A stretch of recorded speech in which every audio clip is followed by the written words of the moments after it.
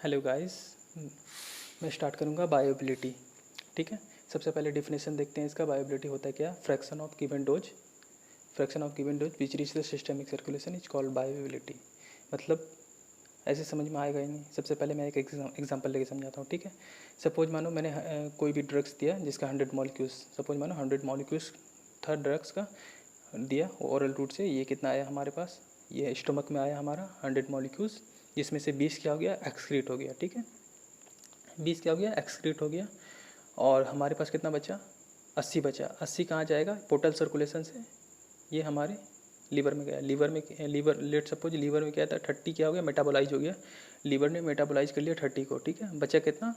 50। 50 कहाँ जाएगा? Systemic circulation में, ब्लड वेसल्स में जाएगा। इसी को तो कहते हैं बायोबिलिटी। मतलब 100 मॉलिक्यूल्स दिया और हमारे मेन एक्चुअली सिस्टमिक सर्कुलेशन में कितना पहुंचा? 50। तो इसको कहते हैं बायोबिलिटी। मतलब fraction of dose which reach the systemic circulation. मतलब 100 दिया, 100 में 20 एक्सक्रीट हो गया, 80 बचा। 80 कहाँ गया? लीवर में गया, जिससे 30 मेटाबोलाइज हो गया, लीवर ने मेटाबोलाइज कर लिया। 50 जो बचा यही तो फंक्शन करेगा, यही तो ट्रीट करेगा। अगर बुखार है तो ये इतना ही ट्रीट करेगा, बाकी ये सब क्या हो गया? बेकार हो गया। ठीक है, अब एक एग्जांपल और लेके समझ सकते हैं बायोबिलिटी। सपोज मानो 200 मॉलिक्यूल्स दिया। ठीक है, 200 मॉलिक्यूल्स हमारे क्या? स्टमक में आया, जिसमें से 20 कहाँ हो गया? एक्सक्रीट हो गया। 200 में से अगर 20 एक्सक्रीट हो गया तो कितना बचा? 180 बचा। 180 कहाँ जाएगा? पोर्टल सर्कुलेशन से लीवर में जाएगा। तो ठीक है, 180 में से अब लीवर क्या करेगा? 30 लेट सपोज 30 क्या 30 मेटाबोलाइज कर लेगा। तो 180 में से 30 150 बचा। 150 मॉलिक्यूल कहाँ जाएगा?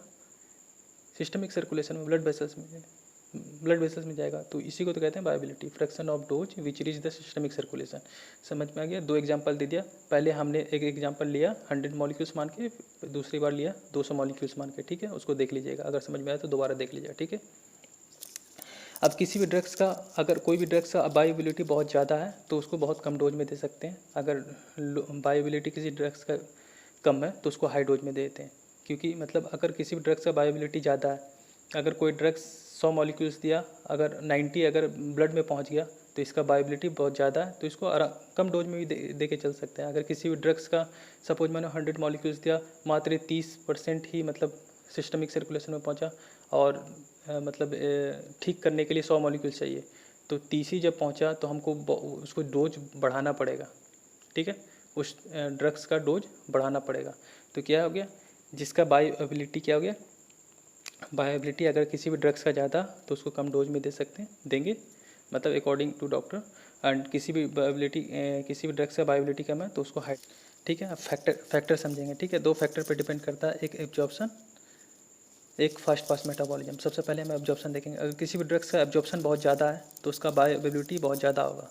अगर लीवर से अगर सपोज मानो 80 का 80 एब्जॉर्ब हो गया तो उसका क्या होगा? बायोबिलिटी ज़्यादा होगा। एब्जॉर्प्शन ज़्यादा हो रहा है तो बायोबिलिटी ज़्यादा होगा। अगर किसी ड्रग्स का एब्जॉर्प्शन कम है तो बायोबिलिटी कम होगा। अगर सपोज मानो यहाँ पर लीवर में ही मेटाबोलाइज कर लिया, कितना?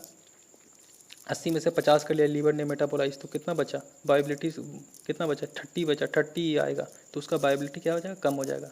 ठीक है, अब किसी भी ये एग्जांपल देके मतलब आप इससे समझ जाइएगा, कंपेयर कर लीजिएगा। मतलब आईवी रूट से हम कोई भी ड्रग्स देते हैं तो उसका बायोबिलिटी 100% होता है। आईवी रूट से हम कोई भी ड्रग्स देते हैं तो उसका बायोबिलिटी कितना होता है? 100% होता है, क्योंकि वो डायरेक्ट सिस्टमिक सर्कुलेशन में पहुंचता है। वो ना स्टमक में जाएगा, ना इंटेस्टाइन में जाएगा, वहाँ से एब्जॉर्ब नहीं होगा, ना लीवर उसको मेटाबोलाइज करेगा। सीधा सीधा आईवी दिया मैंने, सीधा आईवी रूट से सीधा सिस्टमिक सर्कुलेशन में पहुंचा, सीधा एक्शन प्रोड्यूस कर देगा। ठीक है, इसी वजह से बहुत बार डॉक्टर प्रेफर करता है, जो बच्चे डरते हैं ना, डॉक्टर उसको बोलता है कि मतलब इंजेक्शन ले लो जल्दी ठीक हो जाओगे। तो उसका मतलब यही रहता है कि उसका बायोबिलिटी बहुत ज़्यादा होता है और वो बहुत जल्दी ठीक हो जाता है। ठीक है, तो दूसरा क्या? First pass metabolism. First pass metabolism हम समझेंगे।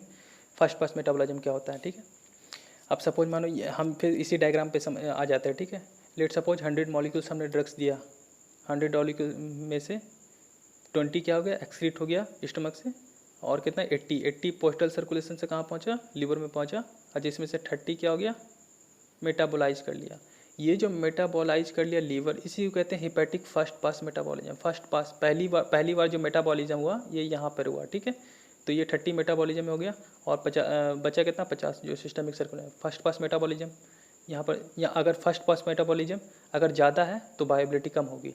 अगर सपोज मानो 30 की जगह अगर 50 मेटाबॉलिज्म होगा तो ये सिस्टमिक सर्कुलेशन कितना पहुँचेगा, 30 ही पहुँचेगा।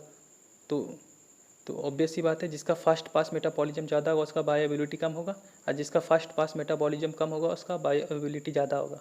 अगर 80 में से अगर 10 ही मेटाबॉलाइज हुआ तो बहुत कम मेटाबॉलाइज हुआ ना, तो उसका फर्स्ट पास मेटाबॉलिज्म कम हुआ तो सिस्टमिक सर्कुलेशन में बहुत ज़्यादा जाएगा तो उसका बायोबिलिटी ज़्यादा होगा। ठीक है, समझ में आ गया होगा।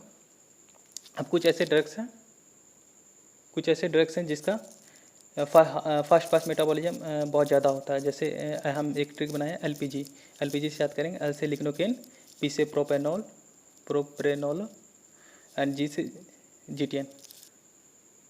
कुछ ऐसे ड्रग्स हैं जिसके फर्स्ट पास मेटाबॉलिज्म बहुत ज़्यादा होते हैं। ठीक है, एलपीजी, एल से लिग्नोकेन, पी से प्रोप्रेनोल एंड जी से जीटीएन मतलब नाइट्रोग्लिसराइन।